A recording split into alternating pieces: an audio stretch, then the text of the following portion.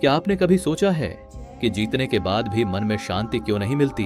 क्या आपने कभी रात के सन्नाटे में अपने ही कर्मों से डर महसूस किया है? आज की ये कहानी सिर्फ एक योद्धा की नहीं, ये कहानी आपके और मेरे मन की है।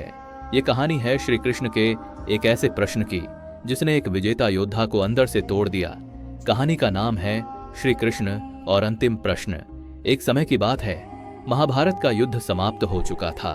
ढाल और तलवारें शांत हो चुकी थीं। कुरुक्षेत्र की धरती अब रक्त नहीं मौन ओढ़े पड़ी थी। लेकिन एक योद्धा ऐसा था जिसके भीतर अब भी युद्ध चल रहा था।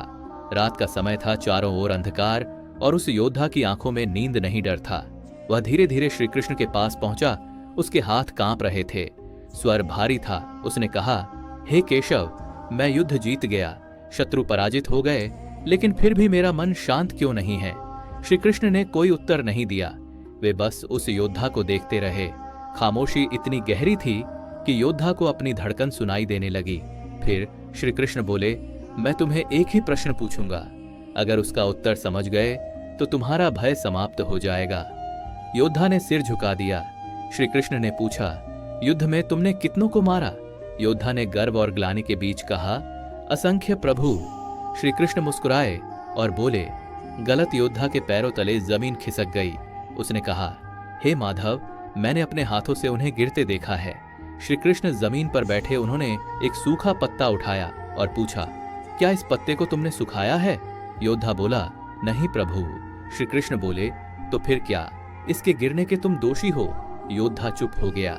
श्री कृष्ण की आवाज अब और गहरी हो गई। जो समय से पहले मरता है वह मारा जाता है, लेकिन जिसका समय पूरा हो चुका हो वह सिर्फ देह छोड़ता है। योद्धा की आंखों से आंसू बहने लगे। श्री कृष्ण बोले, तुमने किसी को नहीं मारा, तुम केवल नियति के माध्यम बने। दुख तुम्हारे कर्म से नहीं, कर्तापन के अहंकार से पैदा हुआ है। जिस दिन तुम ये समझ लोगे कि तुम कर्ता नहीं साक्षी हो, उसी दिन तुम मुक्त हो जाओगे। योद्धा जमीन पर गिर पड़ा।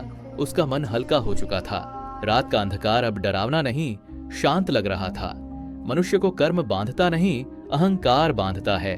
अगर आपको श्री कृष्ण की ऐसी गहरी और रहस्यमयी कहानियां पसंद हैं जो सीधे आत्मा को छू जाए, तो हमारे चैनल को अभी सब्सक्राइब करें, इस वीडियो को लाइक करें, शेयर करें, ताकि ये ज्ञान और लोगों तक पहुंच सके।